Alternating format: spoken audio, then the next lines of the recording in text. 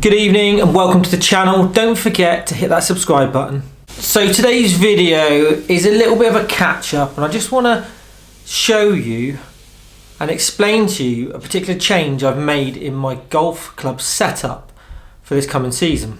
And I feel like we haven't had a good chat for some time.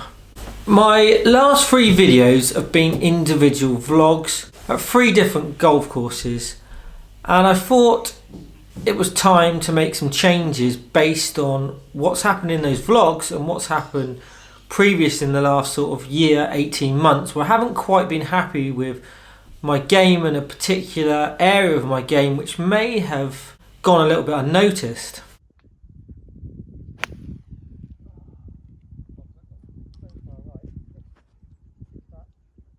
We all know about my short game issues with regards to putting and chipping, which has improved slightly, not to a level where I'm completely comfortable chipping, and even over some shorter putts, even though my putting I feel has improved, still missing the odd putt, as you might have seen in the previous vlog at Burnham.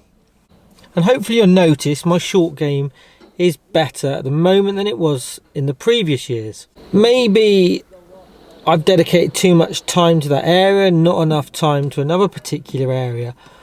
And I think someone picked up on it in the last vlog that I was not hitting my irons particularly well, and my approach play wasn't good enough, and I was getting myself out of position, which in turn then puts pressure on your short game. Anyone who's a long-term viewer will be aware that I've made a few significant swing changes for this year, and you'll see a video where I was at the driving range and I explained those changes and why I was making those particular changes. It's taking quite a bit of time to really sort of gel it in and get it set, but we're not giving up on that. I'm going to continue to work on the golf swing. However, I felt that an adjustment in equipment, and this is quite a radical change, could be beneficial long term and also speed up the process of changing the golf swing in the short term as well. So the first setup change in the iron is I've actually now gone for a regular steel shaft. In the past sort of 10 years I've used either stiff or extra stiff shafts in various forms. And that might surprise you that I've made a switch and got a more flexible shaft. But looking back, when I played my best golf about 12 years ago, I was actually using a regular steel shaft. My ball flight has always been quite low and quite penetrating, and with a regular shaft and a little bit more flex in that shaft, my ball flight and trajectory increased in height, which had many benefits to my golf. So I decided, and I've been thinking about it for a while, to switch back to regular just to try and get that ball flight slightly higher, because I felt that it's getting lower and lower and more penetrating, which my carry distances are decreasing quite considerably, and I'm finding scoring hard, particularly in the winter months where there is absolutely no run on the golf ball. My next change is to use a slightly bigger headed golf club. I feel like I'm not hitting the middle enough, so I need that little bit of extra help with the extra cavity just to make my off-centered shots maintain the ball speed off the face and still give me a similar distance to when I actually hit the middle of the golf club. So a slightly more forgiving head, which I think is going to help at the moment. And my final significant change, and I did think about sort of waiting and using the clubs in a vlog to see if anybody actually noticed what I was doing or noticed anything particularly different about the clubs that I was using, but I think I might as well just explain it now. But they are 1-length golf clubs. That might surprise and shock a few people, although I have done a video last year where I actually just took a set out to hit with sort of mixed results, and I have dabbled in the past with the thought of actually using 1-length golf clubs because I do like the concept. And I'll be honest, the swing change is proving a lot more difficult than I thought. I know it's quite a major change, and it's like sort of major reconstruction of a golf swing, which I've got into bad habits with over the last sort of 30 years of playing. But I thought by using 1-length golf clubs, I'm taking out one of the variables, meaning that my posture and how I stand to the ball and how I set up, particularly with the irons, should remain the same for every single club. with Cobra being one length and all the clubs set to 7-iron length, that seems to be the club that I'm practicing the most with when I go to the driving range and having the most success with. The longer irons with the new swing change I'm finding difficult, and the scoring clubs, the more lofty clubs, I'm also struggling a little bit. I seem to be now more wayward and less accurate than I was previously before I started making the swing changes. So I'm thinking 7-iron length, everything's the same posture wise, and if I can reproduce that swing consistently, then using a 1-length golf club is certainly, I believe, going to make a bit of a difference.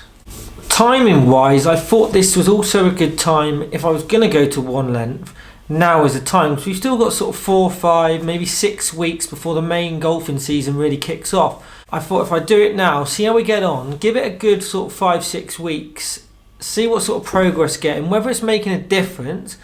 I've kept my old sub 70 golf clubs, so I can switch back if I want to, but I feel like I need to give this experiment my full effort and see whether it actually makes a difference. Just a quick one as well, has anybody else made this change? Have they gone recently from using variable length golf clubs into 1 length, and have they had any success with it? I'd be interested to know. So if you have done that, please hit it in the comment section and let me know your experiences and how you've got on when you switch from variable to 1 length golf clubs. Also as well, like, I consider you subscribers and people that watch my channel as sort of friends. I know quite a lot of you personally. Do you think this is a good idea? I like to throw my ideas at you and then get some feedback, but do you actually think this is a good idea? Because in my own mind it sort of makes sense what I'm saying, but is this actually too radical? Is it like, I just don't know. So if you could hit in the comment section as well, let me know what you think. Do you think this is a good idea? Do you think I'll be successful with the switch, or do you think I'll switch back to what I was using originally? At the same time as well, I realise that there's going to be a few people that are going to criticise the fact I change equipment quite a lot, and we know that I'm a tinkerer. Dan's always said it on his channel that I like to mess around and play with golf clubs, change lofts, change lies, change shafts, etc. And being able to do that obviously makes that easier, but I've also come to the decision that if this doesn't work, then I'm saving money at the moment, which I know is difficult because I'm moving house, I'm in the process of doing that and trying to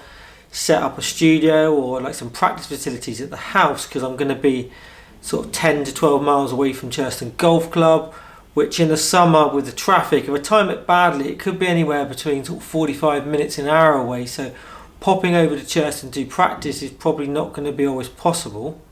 If this doesn't work, I'm decided I'm going to do like a full iron fit, and I'm going to go pick a make or pick a company that has lots of different clubs, go and try everything out, go with a very open mind and buy new and get custom fitted and see what they actually suggest I use and just go with them. So this is my sort of last throw of the dice of finding what works, and if that doesn't work, then we will go for a full custom fit. Probably just the irons, not the bag at this stage, because I'm happy with like my fairway woods.